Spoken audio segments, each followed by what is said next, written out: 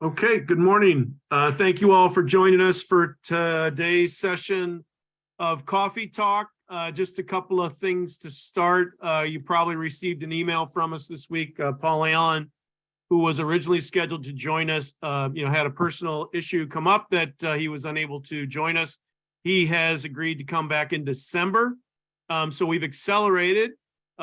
Jason, who was going to join us in November, he and David, Jason's going to join us here for both months now. So we'll modify the schedule a little bit, but again, I think it will be very, very informative what Jason's going to share, particularly since he's speaking to a lot of you directly. My name's Sean O'Brien, the president of QwickRate, and I'm going to let Steve Huntington introduce himself, and then Jason will follow after that. Steve, go ahead. Morning, everyone. Thanks for joining us today for this session of Coffee Talk.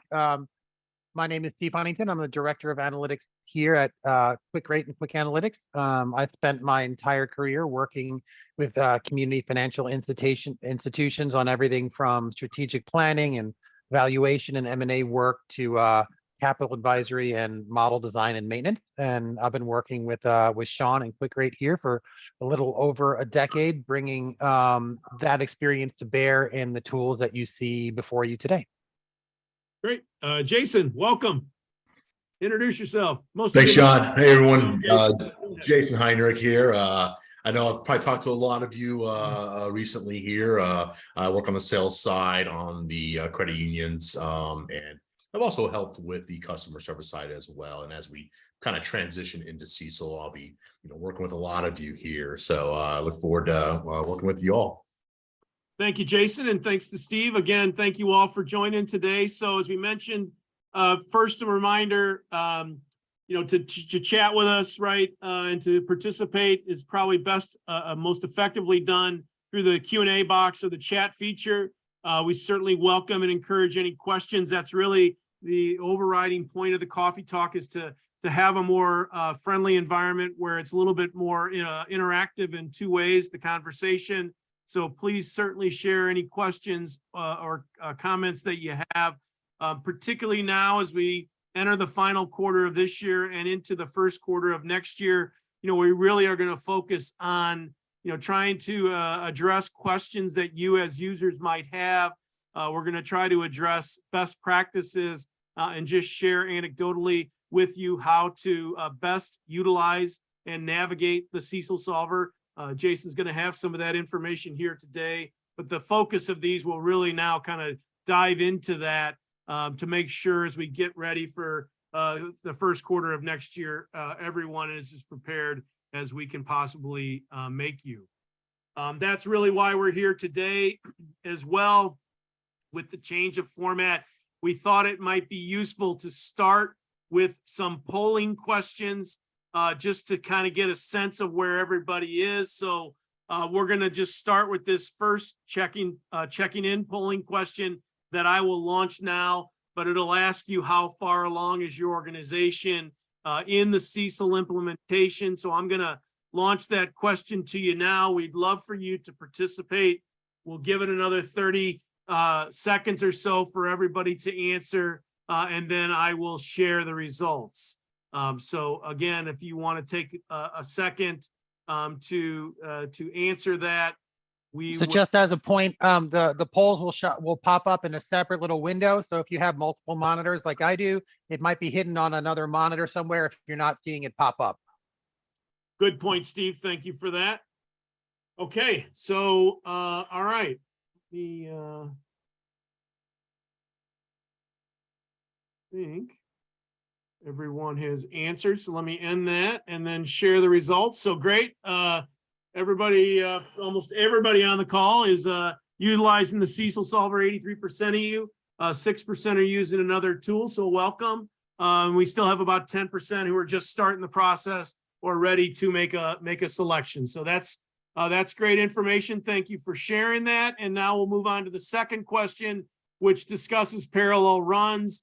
Which is asking, are you currently doing parallel runs comparing your existing reserves to your calculated anticipated allowance under CECL? So again, we'll give this another 30 seconds for everybody to take, for those of you who've begun the process to answer those. All right. And so, again, I think we'll just give a few more seconds, with more people to answer. All right, we'll end this one. So thank you again for participating. And you can see, once I share those, that 73% of you are in the process of parallel runs, which is great.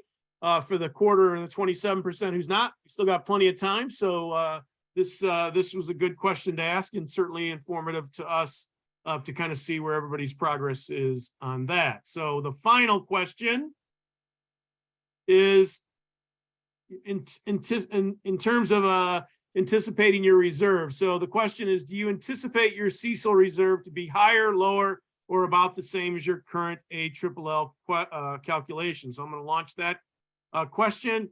And again, we'll give it 30 seconds or so for everybody to respond.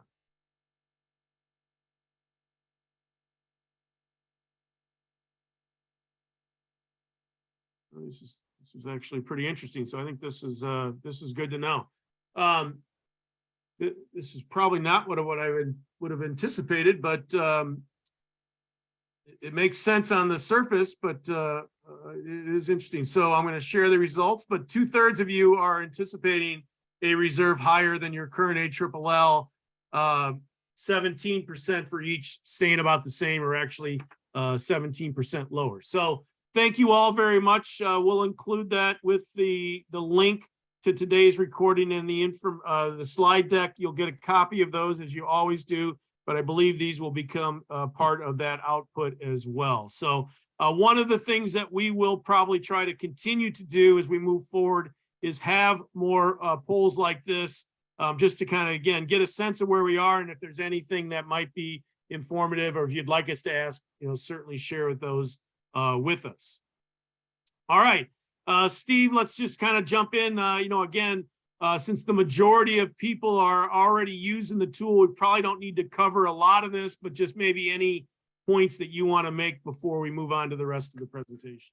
Yeah, just keeping in mind that the the entire tool sort of lives in an interactive environment, and so as we're plugging in inputs or modifying inputs or updating them when you have new financial data, kind of taking last quarter scenario and updating it to this quarter, each time you make a change in any of your inputs, you can see immediately what impact that's going to have on the reserve amount for that segment and for the whole portfolio. So sort of as a best practice, as you're changing or modifying inputs with new data or updating things, then, make an update, check and see what impact it has. And if it has an outsized impact, you can immediately start evaluating, whether that was a reasonable change in assumption or not. So you don't have to get all the way to the end of the process where you plug in a whole bunch of inputs and changes and assumptions, and then you get an output that seems a lot higher or lower than you were anticipating. And then you got to kind of reverse engineer where that came from. You can do it piece by piece because you get instantaneous recalculations throughout the entire tool. So that's just a way to, save you guys a lot of time in the tool updating process. We're gonna in a few minutes, we've got a slide we're gonna walk through, just a reminder of all the steps that you take on kind of an incremental basis to update the tool quarterly or whatnot when we get some new data. But most of you know how the tool works. 83% of you, yeah, I knew that right off the bat. But it's designed to interactively do the calculations using the warm methodology, and also allow you plenty of places to update the tool more frequently and to make notes along the way. So a big part of the process is making sure that you document throughout the tool, whether it's a summary tab, whether it's in the Q factors tab most heavily, or some of the other areas of a tool. It allows you to make notes at the segment level to anything that's critical for this run or this scenario, that you document, not only internally so that you remind yourself what you were thinking when you made these assumptions last time around, but also as part of the auditing process and exam process, where you have sort of your notes and your narrative about your Q factors and your assumptions built right into the tool. So you don't have to go scrambling to answer those questions, that you sort of already have them ready to go when your examiner has them. Next slide. Yep. We got a couple of questions, Steve. Sure. And take one is an enhancement suggestion. Would we consider adding a field quote unquote date last saved to display next to the scenario name. This would assist in determining which scenario we want to bring up. I know we could include this in the scenario name, but an automated field would be very helpful. So just an FYI for us. Yeah, Yep. we'll discuss that with our IT team and take that into consideration. So thank you for the suggestion, Alan. Okay, Steve, sorry, go ahead. No, that's all right. I didn't want to spend too much time just going over an overview of the tool, since the vast majority of you are familiar with it, which is great. But you know, we've made some changes and enhancements over the last, you know, few months to the Q factors tab, and I know we brought that up on previous coffee talks and webinars. But this is the newer sort of enhanced version of it, where you can click through the portfolio and get kind of a visual summary on the top right there of what your loss history looks like, what your peers' history looks like, what kind of look back period we're using, and how the CECL estimate, the current CECL estimate with all the inputs and assumptions you have at that point, is highlighted there as well. So as you make changes to a Q factor or anything else, you'll see that chart dynamically change and update. So just a great visual. It's also great for board summaries, right? If you're here you're building this tool and you're having to share it with your examiners and auditors and walk them through the process, but you also need to keep your board informed and have them understand as much as they can about what's going on here. And I think some of those visual summary charts at the segment level do a great job of kind of summarizing the most important elements of CECL in a way that they can get their arms around. Next slide. Yeah, this is just nothing new to point out here over the last couple months, but we have a spot for the individually assessed loans, however many of those you feel necessary to manage on a one-off basis and sort of cull from the herd because of their individual credit characteristics. There's certainly a place to do that in the tool. And then we've recently added the HDM securities as well. Again, pretty small piece of the puzzle, if any piece of the puzzle for many of you on the call, because it just pertains to held to maturity securities that are that have real risk of credit loss, and which is just not a large part of most of your portfolios. Peer data. Oh, let's talk about peer data. Yeah, so this is something we added to the tool. Well, not to the CECL, it's just we added it to our platform and we made it available to all of our credit union users. Since we were aggregating credit data from every single credit union in the country from your call reports, we were also gathering all the other information from your call reports, and we thought it was about time that we start presenting some of that data in a way that you can use and analyze. So there's a summary tool that you can use here. It's free for all of our credit union CECL customers, where you can get kind of a financial snapshot of your credit union or any other credit union in the country. So you can look at your data or anyone else's data, and you can look at years worth of data or quarters worth of data and see some financial performance overview type calculations and some peer calculations as well, some peer averages inside and outside of the credit side of financial performance. And on the next slide, we have what we call credit union universe at a glance. This is a way to a great little filtering tool just to get some information about your peers. If you're using your NCUA peer group, right, for your CECL tool, let's say you're in NCUA peer group 4, right? What's that? $50 to $100 million in assets, and you're in California and you're wondering, you know, I know for CECL, I'm looking at other $50 to $100 million California credit unions. Who are they and what do they look like? You can go to this page and you can see, you can sort this page by asset size by just clicking on the asset column, and you can see exactly who the other credit unions in California that are between 100 and 500 million are and what they look like financially. And you can click on any one of their names and it'll open up the overview and mapping page where you can see their financial performance and where their branches are located. So just some additional financial analysis for all you guys, whether you're using it for CECL perspective or just from any other analysis perspective. Okay, right. So now, you know, we're at that time where everybody's filing their call reports. Everybody's probably going to be diving in to do the analysis. A very common and frequent question we get is, how do we update our scenarios for the next quarter? So I believe at this point, we have a little bit of information, but I'm not sure, Jason or Steve, who's taking this slide? Well, Jason, you can discuss it here on the using the information on the slide just by going through the steps, and then I will share, I think, live for just a minute so I can show you an example of one from a quarter ago and what it looks like when you're kind of shifting that information forward and updating it. Okay.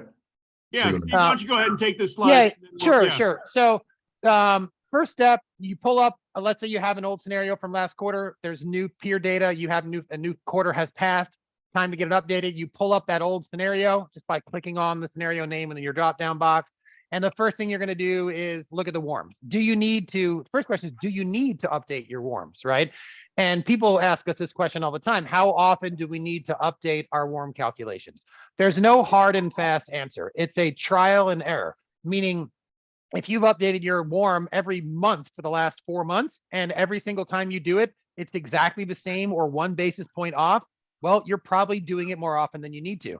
If you're doing it quarterly even, and you found that for the last 3 quarters, our warm on mortgage loans has been, 7.82 years, then 7.84 years. Those very small changes are not going to amount to any differences in the overall calculations. They're going to be a rounding error. And so it's a matter of how much energy you have to put out in order to get your warms calculated. And if it's a lot of energy and they're not changing much, you could get away with doing it less frequently. And obviously vice versa. So look at your warms, recalculate them if necessary. Next step is to roll the historical data to the most recently available. So I'll show you on the interactive tool in a minute what that looks like.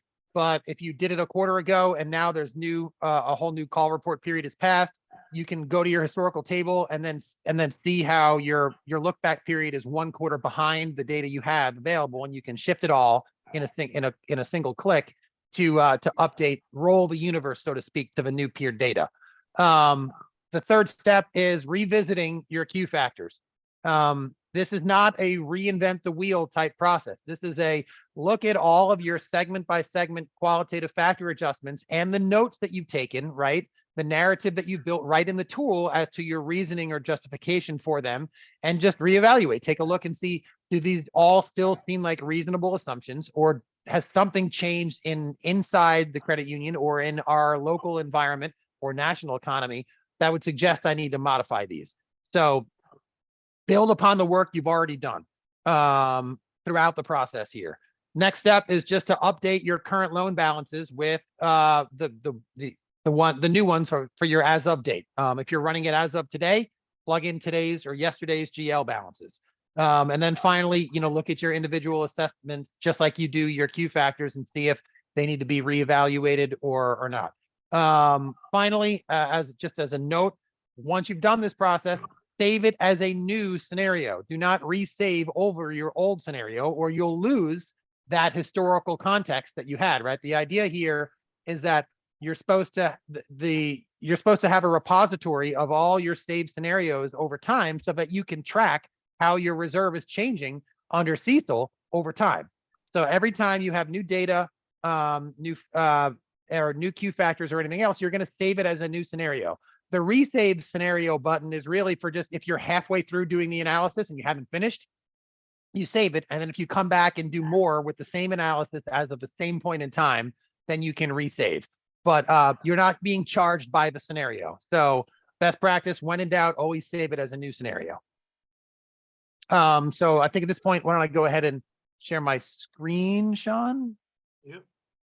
All right. Share screen. Jason, did you have any comments on that before Steve gets? The only thing I might add there is also save a hard copy, export that to Excel or PDF, save it on your computer. Because I know I love hitting that resave instead of the save as new every time. So, having that also on the side is just a great backup. Yep. Awesome. Point well taken. Always good to have a hard copy. Now, what you're seeing on the screen in front of you right now is just an example scenario that I built for a large credit union in the Midwest. As of this was as of June 1st. So this would have March 31st data, right? All the peer historical long-term trend lines for historical loss rates would all be as of March 31st because June 30th data doesn't exist yet, right? Now let's say it's 3 months. It's 3 months later, right? Now it's instead of June 1st, it's September 1st. And you now have updated data. You open up this old scenario, you'll come in here and you'll say, all right, it's now September. So I'm going to update, I'm going to type in 901 here, and then I'm going to override, I'm going to plug in my current loan balances. These are June 1st now, so I'm going to write in my new September 1st balances and make a note that it's as of September 1st. I'm going to look at my WARMs and see if they're still appropriate or if I need to update and modify the WARMs. Then I'm going to go to the historical tab, and I'm going to see this. I see, all right, here are all my look back periods. Here are all my historical calculations. When I saved this scenario, all the data was as of March 31st. So I can see right now, all the blue shaded areas stop at March 31st. So as of now, it's still as of March 31st. But now I want to push everything into including this most recent quarter. So I'm rolling this forward now. So I'm going to click, I can click on each segment and change it to June 30th, which is going to take a little while, or I can click set common date range and just say, hey, I'm pushing everything to end at June 30th because I now have June 30th data. So I'm going to apply the changes. And now this is where the magic happens. Now it just shifted the entire universe of historical loss data for you and your peers to now include June 30th. You see the shaded area look back period now includes all the way up to June 30th. Now I'm going to go to the Q factors. I'm going to look through here and just update, check on my notes, see why I made these adjustments, decide where I need to modify things, check the individual assessments, decide if I've had a reevaluation or if I've done another appraisal of any issues I might have with individual credits, and then we're done. So now at this point, the balances, the as of date is September 1st. Our WARMs have been double checked. We still think they're accurate. All the historical trends are now getting that newer quarter of data. Our Q factors have been updated. I'm going to go here and I'm going to click save as new. This is no longer a June calculation, right? This is now a September reserve calculation. I don't want to lose my June one. So now I'm going to save it as new, and I'm going to say as of September 1st, and then click create. Now everything I've updated is as of September 1st, and my old one from June is still there, so I can historically go back and see what it was as of that point in time. So those are the practical, month by month or quarter by quarter steps in updating the tool. Hopefully that, and it'll be, so it's incremental, and you only need to update what you need to update. So you don't need to reinvent the wheel. Sean? Thanks, Steve. And I probably didn't do this in the right place. And I think you're going to take us through kind of a scenario, just getting started for those who haven't maybe begun this process. So I'm going to, Steve, if you want to stop sharing, we're going to have Jason take it now. And he's going to, kind of address if you're, just getting started with these initial scenarios and just maybe some, tips of the trade here to kind of get going with the process. Jason, you want to take it away? Absolutely, Sean. Hey, thanks everyone again for coming out here. It's been awesome, the turnout. I want to step back a little bit and talk about a first run, right? I do a lot of, onboarding and first initial looks at this. And let's say, hey, you've got some WARMs, you plug them in, and you come out there and you see something like this, right? Here's a common instance here. This credit union, small credit union, 50 million, about what, 77,000 in reserve, plugs in some numbers and now is looking at just a massive shortfall, right? What is going on? Why, how are we here? There's no way, right? We can do this. What's going on? Well, we want to take a step back and really think about some of the initial, on this initial run, or getting a good baseline analysis as to what your true historic losses are, right? Some of these might be part of your reoccurring losses, and you're going to want to, just, hey, that's what they are, and that's what you're going to have to reserve for now. But there are a lot of instances where these are one-off events, non-recurring instances, and this credit union is very much in that boat. So if I'm looking at their history here, and we can see, kind of in the old legacy data, right? If we're looking back in 21 and before, they've had this $2.6 million charge off here and all other loans. And then it kind of continued to 2020 for 327,000. Now this is for products that they, took a huge hit on. They're no longer offering those products. So at this point, this is no longer going to happen again going forward. So a big part of this initial run is to clean up this historic data to get where, hey, these are going to be my true losses going forward. Again, we are using the proxy historic data to help you predict the future. And the first step we got to do is, are these relevant, right? Are these losses relevant? Do we need to make some adjustments here? And again, with these massive losses, right, we're not expecting those losses to happen again in the future, right? We're not looking for big charge-offs like this. So we do need to reduce that. Now, part of what we can do to kind of figure out where that is really going to be is to play around with our, maybe kind of think about what these, we're just, again, aggregating losses over time. And you can say, hey, let's just add up a bunch of numbers and see, well, what is that, what is that loss rate without 2020, right? Let's shave off a year here and just see what that loss rate would be without that, massive hit. So again, we're going to want to make some, pretty big adjustments here. And this is going to be, again, a kind of initial run, right? We don't want to have these big, massive negative adjustments necessarily going forward, but we do need to make an adjustment to the historic data to truly represent where we think our future expected losses are really going to be. So again, don't be too scared necessarily by some big numbers here. We might be able to just, reduce that because they are one-off losses, right? An examiner came in, made you clear off a bunch of stuff in the books that you thought, hey, these people were, a little behind, but they were making payments, right? They were good to go. We didn't feel we needed to really write them all off, all these loans, but then our examiner came in and made us do it. So, now that that's cleaned up, we have a whole new underwriting standard we've been using, so we don't expect that to happen again. So, we really want to take that into account on a first run. And again, and in the long run, some of those losses will roll off the books, right? After a couple years down the road, they'll be far enough in hindsight that they may be outside of your historical look back period. But while they're fresh, right, while they're sitting right there on the recent historical, they have to be dealt with. They have to be managed in some way or explained away. And so our tool gives you the flexibility to, and the area where you can explain it away and then make the adjustment reflecting your cleaner expectation moving forward until they naturally kind of roll off the backside, right? Absolutely. And this is another great example here, right? They have a $20 million portfolio of mortgages, represents a pretty big, large chunk with some pretty high losses here, 300,000. Well, let's take a look at that, right?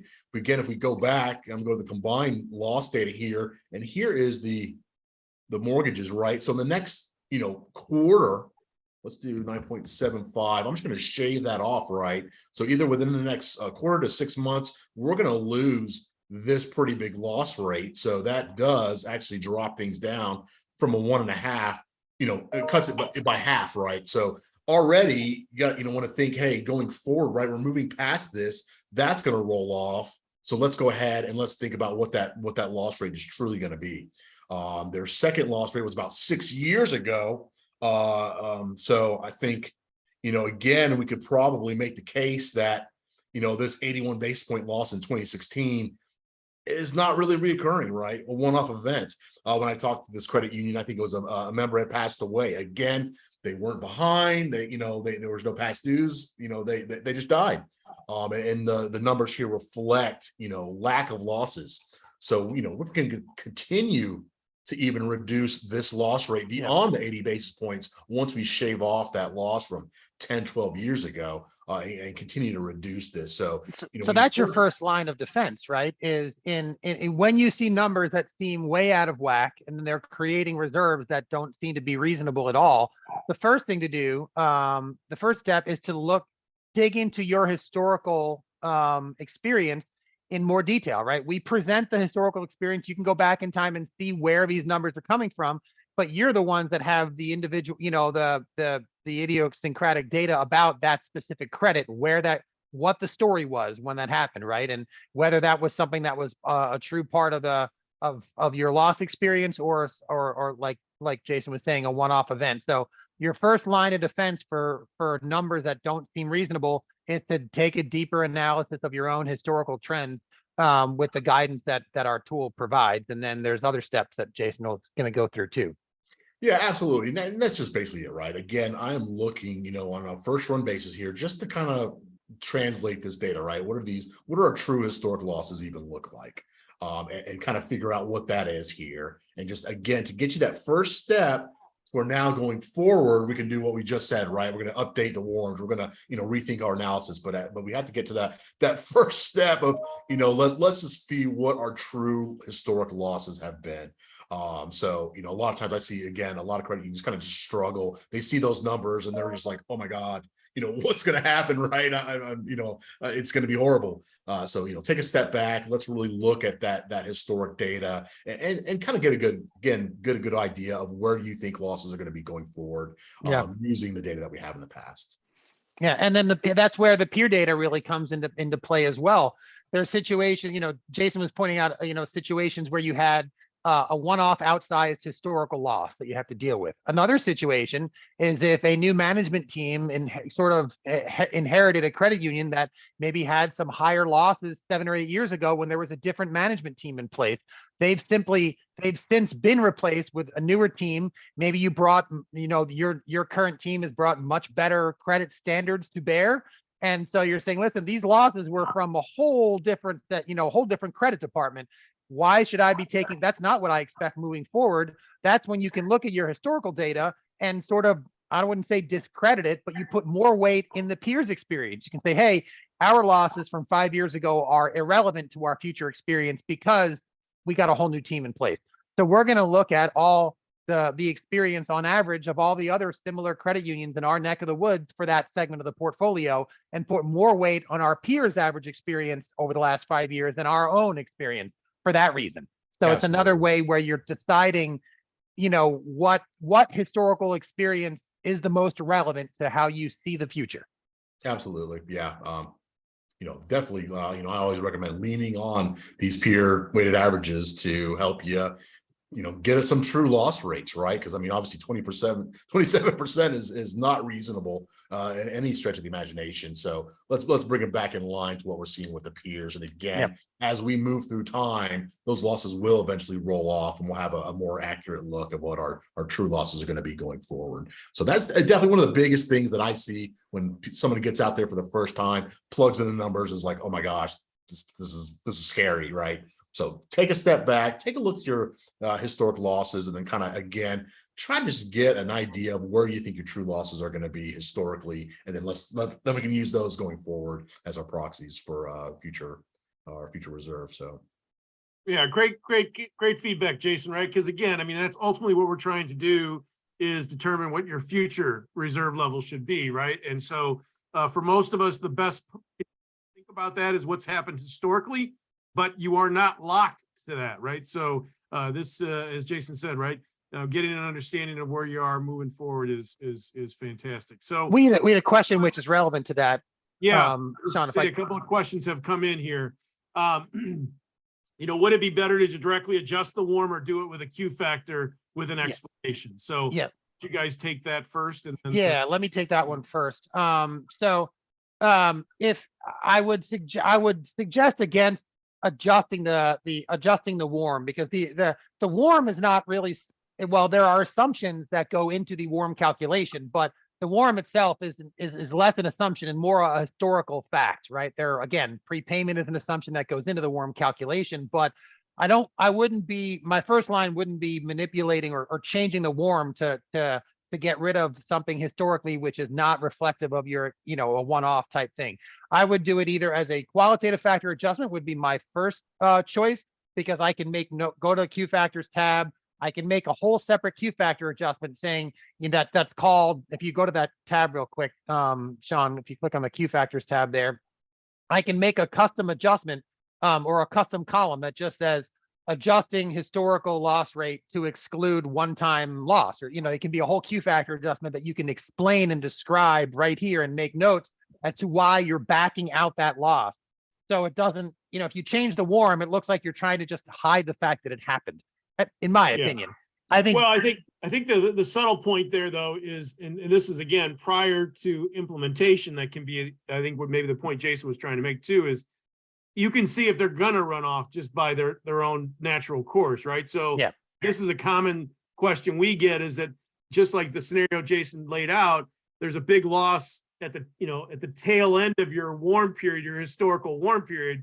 Well, in 2 months, if your experience stays the same, that there's a chance that those could run off. So I think it's it's, it can be subtle that way that they might just run off because Yep. they're historic. Yeah, and again, yeah, to Sean's point there, I wouldn't necessarily make that 9.75 change from the 10, but as just to try to figure out where I'm going to be, right? Yeah, In the next exactly. quarter, that's the only reason why I would do that, right? Exactly. So And now there is I'm gonna another keep- place you can make an adjustment too. If you Right. go to the historical tab for a second, Sean, and then scroll all the way down to the bottom. See down here in the bottom, we have your lifetime historical loss rates are calculated. That's the math from all that historical data. You can override the final result there. You can just say, listen, instead of making a Q factor adjustment, I just want to do right here in this. I don't think this is an indicative part of my historical experience. So I'm going to make the modification. I'm going to back out that 25% loss from 9 years, whatever it was in the 1 to 4 family, or sorry, the all other. And then I'm just going to change that to 3%. Or, to whatever percent you want there. You can make the adjustment in the historical data without changing the WARM. So I wouldn't do the WARM. I would ideally make a Q factor adjustment, or if you want to do it right in the historical data, you can do it there and it reflects there. So, and you can make a note of it on the summary tab too, if you want. So kind of 6 of one, half dozen of the other. It depends on how you want to think about it and where you want that to be. But you're doing it, with where you're not, you're not hiding the historical experience, but you're presenting it right there and then explaining why it's not relevant to your expectations moving forward. Yeah, absolutely. So a few ways to get there. So Absolutely. And I think that's why, it's important too. We have those segment level user notes where you can, kind of leave your breadcrumb trail and make sure, other people who are following along with this can see what you've done. And there's, multiple opportunities to leave comments as you're doing your scenario analysis. and and if we are building off of previous analysis, that's going to carry forward. Right. So, again, to be able to do that, first we have to sort out sometimes a mess, right? To figure that out. And then once we have that figured out, we can, go through all the steps of adjusting the WARMs, updating the historic analysis, things like that. But so I definitely see a lot of that problems happening. Especially recently, probably more towards 2018, 19 kind of losses were increasing during then. Obviously during COVID, things were pretty quiet. So hopefully within the next couple of years, a lot of that's we're gonna switch to whatever the new normal is now, right? No, great feedback, Jason. A couple of other comments have come in. I'm going to pause there just for a second. We had a question, we're pooling the loan categories together based on the greater than 60-day delinquency report and putting in the total as an assumed loss on the individually assessed loans. So, again, I think this is an area where, again, there is, some idiosyncratic ways that you can handle this. Again, I would say just stay true to what you've done probably at your institution. We, again, didn't necessarily try to prescribe how you handle this, but we did want you to be able to, handle them how you've done. So if that's the way you've done it and your auditors and your regulators have been happy, I see no reason not to change that. Jason or Steve, any? Yeah. Part of that though, I think too, is to also remember that all those historic losses and charge-offs from 60 days and under from previous quarters are baked into your loss history as well. So, you're reserving for that now. So I would also caution against over using the individually assessed loan area, because then you're saying, okay, again, those loans are technically, those losses could be baked into these historic losses that you have. So you're already accounting for them in some sort of way. So I might think too is, hey, do you have losses above or beyond maybe what some of these historics are? And then maybe, yeah, okay, we'll do some more individually assessed loans in that instance. But yeah, I would, also think about that too, right? You don't want to necessarily reserve for everything that's happening individually when some of that's already really baked into your historic losses already. Yeah, I would there. yeah, I'd echo that sentiment as well. It's the conservative approach, right? Where you're looking at the loans that not just loans that are like, have, imminent default, but any loans that have some hair on them, and you're individually assessing a good bit for all the loans that have hair on them. That's fine. Just keeping in mind that your collective assessment, right, on the historical tab is already taking into account, as Jason was saying, losses on all those loans. It's not the historical tab isn't your past portfolio analysis historically, it's your entire portfolio, including all those 60 days and past due and more past due. So it's certainly a more conservative approach. And if you find yourself, with a reserve a lot higher under CECL or higher than where you're at, and you're doing it this way, you could probably be a little bit more, less conservative and about doing it. But if you're comfortable with that and where it ends up, and your auditors are as well, that's fine. Yeah, and a little place too where I see it used a lot is typically also where you have no losses, right? Where we don't have any loss history in that segment, and now we do need to build some sort of reserve, either through Q factor or through kind of preloading an individually assessed reserve for that pool. So, I would definitely use it in that instance, but just think about it on other segments where you do have historic losses, right? Is that individually assessed loan technically part of the normal losses that you would normally see? In that instance, I don't think you would necessarily need to individually assess that loan. Yep. Awesome. The next question is, and Jen, maybe if you're still listening, you might answer this one for us. How long, because I don't know if I know the answer to this one, how long are our previous webinar recordings available? Does anybody know that one, Jen? Indefinitely. Yeah, they're on they're on YouTube. So you guys can check all these out at any time at Quick Rate.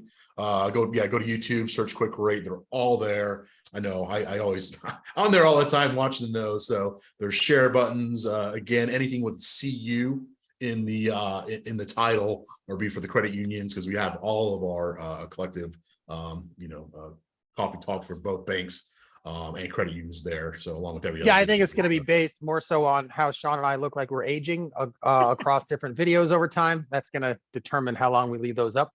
Or maybe we only keep the old one and not the newer ones. I don't know. There we go. Thanks, Jason. I didn't even need Jen to help. Thank you for that. The next question is, I have inadvertently updated my common date range so that all products are the same. How do I change it back to my actual historical dates? Is it all based on my warm data that I input into the warm column in the summary tab? It should be based upon the warm data. If you change a common date range on the front end or the back end, everything should shift so that the durations of the look back periods are all still appropriate. Now, if you did something sort of out of bounds and somehow they got the look back periods got delinked from the warms, we can work with you on a one-off basis to try to reload or clean up and fix that scenario if it's not working the way it should. So that's without seeing it, it's hard for me to imagine exactly what happened there. So if you could reach out to Jason or David, whoever your support person is, and then we can pull up your scenario for you, look at it, and let you know what we need to do to get it back working the way it's supposed to. Yeah, agreed. Send us an email. We can take a quick look. Screenshot is always helpful too. A screenshot of a historical analysis tab where we see what you did and what those blue bars look like. That right there will certainly speed up the process. Yeah, that's actually probably a good point just in general, as you have questions for us, is share as much information about your scenario. A screenshot is probably the most effective, but if you email us or anything like that, having that kind of information available certainly will expedite our ability to answer your questions effectively as we can. All right, great. Jen, thank you very much. You're right. We have Jason. So he took care of the question. Jen chatted with us and told us on YouTube, but Jason already knocked that one out. So thank you very much.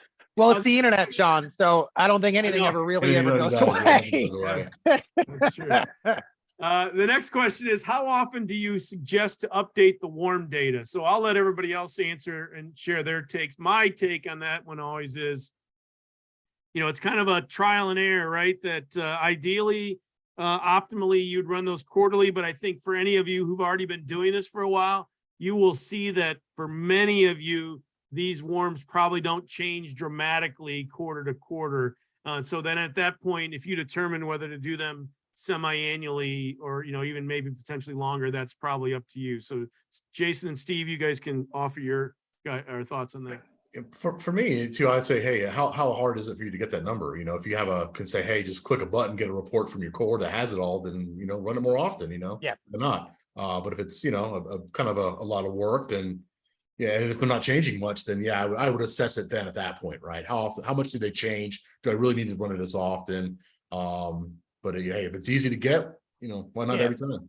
If it's taking a lot of time and it's a big pain in your side, quarterly, I think is where because quarterly is really when we get the big data updates, right? And not much is just not enough is changing quickly enough or rapidly enough in the environment that you can say that when I did an analysis of my warms less than 3 months ago, it's now no longer relevant, or somehow my whole portfolio is massively different than it was then. So I think you can get away. I think quarterly is where we start, and more often than quarterly, only if you're big or more complex or something big has happened to warrant it. Less often than quarterly, if it's difficult for you to get and it hasn't changed a couple quarters in a row, do it semi-annually. Yeah. My advice. Yeah, I Agreed. think that's fantastic. And I think Jason's point, right, about how hard it is it for you is Yeah. something to weigh. So Yep. That's a great point. All right, Jason, anything else you want to cover here? No, that was it. Just kind of starting with your initial run. Again, if you haven't started, get out there, plug in some numbers, start making some analysis. The end of the year is going to be here before you know it. Yep. So get out there, play around. You're probably going to run into something. So, the sooner you get out there and start running parallels, the better positioned you'll be going into next year. Awesome. All right. Well, I'm going to take back the screen then and go back to our slides. All right. Hopefully everybody can see that again. Let's see. All right. So next, Steve, I think we're, again, what we're probably going to, these coffee talks are going to evolve more into, certainly as we saw, a majority of you already using the CECLSolver. We really want to try to address issues, questions that we are hearing, seeing, potentially share where we can best practices, and just kind of, group information with all of you. And so certainly, just as that last question on how often should I run these warms, we just thought we'd share some additional information on these warm values and prepayment assumptions. And so I'll let Steve take it from here. I think his, the precision versus accuracy comment is something I think are words to live by. But Steve, do you want to, let's maybe take this question or comment that we just got. For those of you who are new, reach out to the person and have them work with you. It can be intimidating at first, but great once you get the hang of it. So Mary, thank you very much for those kind words. And that's probably very, very good advice. Echoing what Jason said is, get a scenario out there. Let's work through it. Things tend to come alive when your own data is in there, but thank you for those kind words. Jason, anything to add there? No, hey, thanks, Mary. Yeah, absolutely. I know in all the calls I usually have, there's just a big sigh of relief at the end of them. Like, okay, this isn't so bad. It's not as hard as we thought it was going to be. It's not as intimidating. So again, get out there. It's not as bad as you think it's going to be. So awesome. Thank you. All right, Steve, jump in here. Warm values. Yeah. So we've, for a long time, we were sort of left floating in the wind as an industry for a starting place, right? A starting point for warm values. Whether you're using the warm method, where warms are obviously front and center, or any methodology, you cannot comply with CECL without getting a feel for what the average remaining life of the loans you currently have on the books, right? CECL at its heart is estimating losses over the remaining lives of the assets. That's the one sentence definition of CECL. So you can't do it without getting a feel for what these are. Now the data is all private, right? There's no public data on that. There's nowhere on the call reports where it asks you guys to do an average remaining maturity or of any sort of remaining maturity calculation. You have some buckets where, what loans are with 3 to 5 years, 5 to 15 years, but as far as a real true weighted average calculation, it doesn't exist in the public realm. So that's the one place, even in our tool, which is mostly portfolio based, we still have to work with you with your loan level data to get a warm estimate to start with, right? It drives the calculations, whether you're using our methodology or any methodology. We've been looking for some guidance, some help from whether it's FASB, whether it's the NCUA, or honestly anybody, to do some industry level warm calculations to give you a starting point. And finally, the NCUA has provided a little bit of, this is pretty brand new here in the last few weeks, if not the last couple weeks, for some default starting points for warm calculations and prepayment speeds. So if you've been to our coffee talks in the last couple of months, you know that we've given you some sort of initial guidance on prepayment rates for mortgage loans, and then also for some non-mortgage products as well. Now the NCUA has has done a little study too. They obviously, the NCUA has access to all the data from all the credit unions in the country as well. And so they've taken that data and done some calculations. So these segments, you'll notice what we have here comes from the NCUA.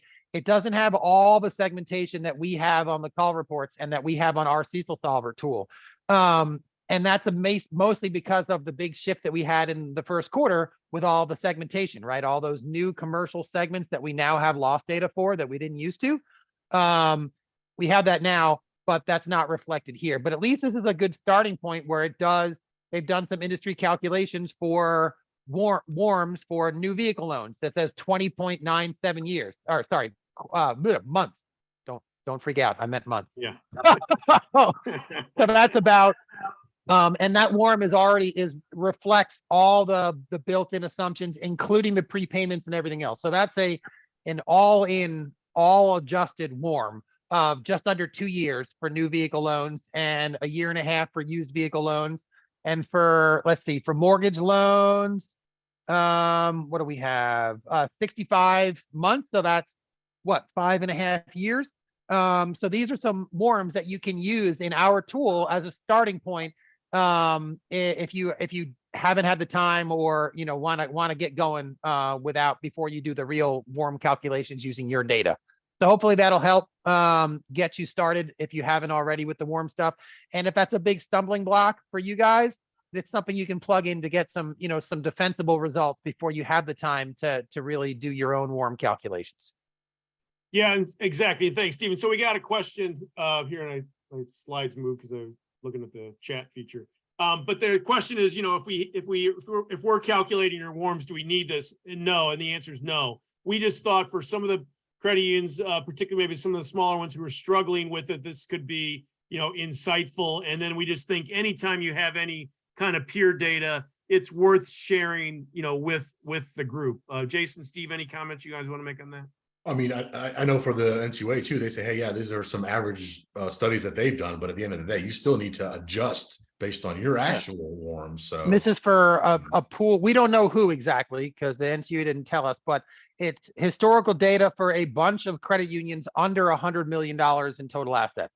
So that's the universe that they're pulling from to get this data. But it's a good starting point before you do your own WARM calculations, and it's a good sanity check. If you're getting a WARM of 14 years and you can't figure out why it's so high, and maybe it's your prepayment assumption because you can see the prepayment assumption they used here. Check your prepayment assumption. See if they, if it can be modified, if it can be doubled or tripled to something more like this, and then that'll bring your WARM way down. So it's a comparison. It's a starting point. yeah, I would definitely utilize, lean on these prepayment speeds because WARM's easy to calculate. The prepayment is not. So a lot of times easy to get this WARM number, but then, we can now keep in mind, and this WARM number is already affected by or adjusted. So that prepayment you see there is an assumption that's built into the column to the left of it, which is the WARM. So it's already taken into account there. It's not like you take that and then adjust it for prepayments. Okay, so the next question, I'm gonna read it, and just to make sure we're all getting the right context. So the question is, am I understanding this correctly? The WARM is calculated from call report data, then we can make adjustments to the WARM based on economic, historical, et cetera. Are all those done through the Q factors? So there's a little bit more to unpack there. Any of you guys want to take that first, and then I'll. Most generally, number two.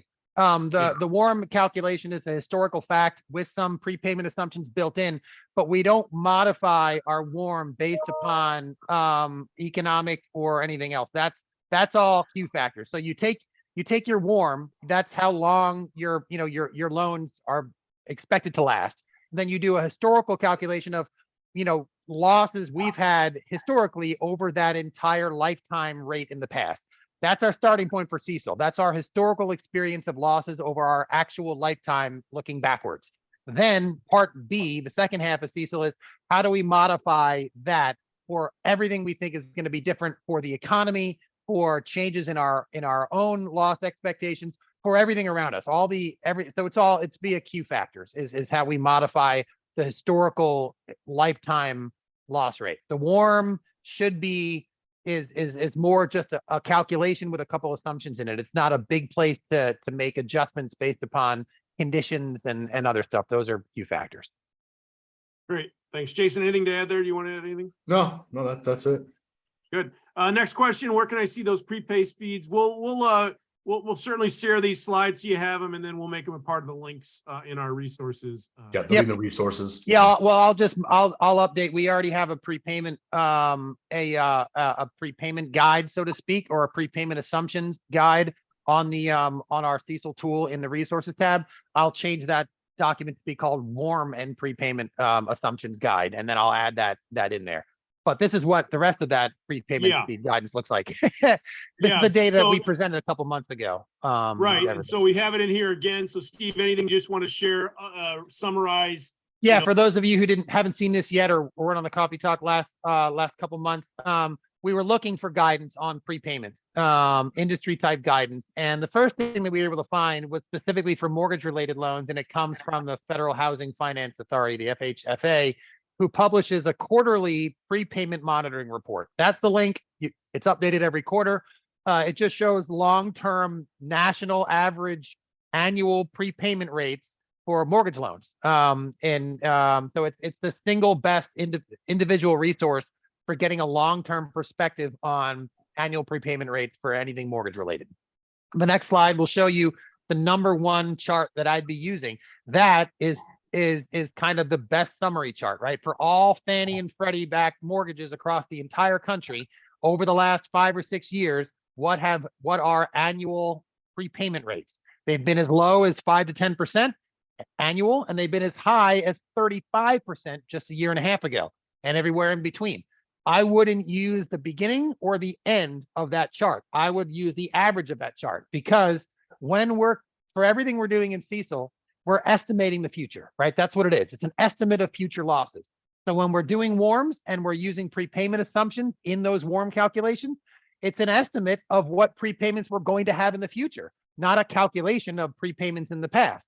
And so instead of doing a prepayment study as of the exact single point in time in history, you want to look at how prepayments have changed over time, because you don't know what they're going to be, where on that spectrum they're going to be 3 years from now. So you pick a midpoint of that spectrum. Somewhere in the 15 to 20% range, eyeballing this would seem to be a defensible starting point for mortgage related loans in prepayments. So that's kind of where that data comes from. And I will say again, where Steve talks about this next slide, right? We prefaced this section on precision versus accuracy, right? So again, I think it's always imperative to talk when you're talking about prepayments assumptions.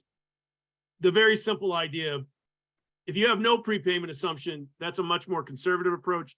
Any type of prepayment assumption is going to lower the warm, right? So it's going to have that effect. How precise you get to that prepayment rate, I would tell you, for probably most of you, digging down too hard on this is probably not worth your time and effort, but just understand kind of the big directional impact that a prepayment assumption has. Okay, off my soapbox, Steve, go ahead. No, that's it. I mean, this is something we've seen before as well. We were looking for some guidance in prepayments for things other than mortgage related loans. And we got that from the Fed, where they had some prepayment assumptions for the industry in their TALF facility, which they've actually continued to update the data on, despite that being a little dated at this point. And so this data was updated, about a year and a half ago. But it still has some prepayment rates. These prepayment rates are done very differently than mortgage prepayment rates. They're on an absolute prepayment calculation. It's a monthly value that needs to be annualized by multiplying it by 12. And so, not ironically, but interestingly enough, when you take these monthly absolute prepayment values for things like auto loans and other small business loans, you end up and annualizing them, you end up getting prepayment rates in the 15 to 20% range. So whether it's mortgage loans or these other loans, we're finding kind of an average annual prepayment rates across the board in the conservatively 10 to 20%, more specifically, in my opinion, 15 to 20%. But obviously prepayment rates have been on the downtrend because of the interest rate environment. So being more conservative, starting towards the bottom of that range in the 10 to 15% range for most loan types, or 15 to 20 to 25 for auto loans and some other ones, are all good defensible starting points for prepayment rates that go into your warm calculations. If you're getting your warm calculations from another third party, not from us, and you're not doing it internally, let's say you're getting it from your ALM or your core or some other provider, ask them what prepayment assumptions they're using, and then ask them if they can be modified if they're being, too conservative, or if they have any assumptions built in there for prepayments. If you're using our warm estimator tool that we have as a resource on our tab, you can look at the prepayment values right on our Excel-based tool, and you can change them to be higher or lower, and it'll tell you exactly how much that'll affect the warm. So you have the power to affect your warms as much or as little as you see fit by prepayment assumptions, and I would highly suggest looking at that. And another thing I would say there too is, if you're worried about prepayments and maybe you're looking at, say, new vehicle loans and you haven't had a loss in 6 years, then you're doing a lot of work to have the same answer of 0, right? So yep.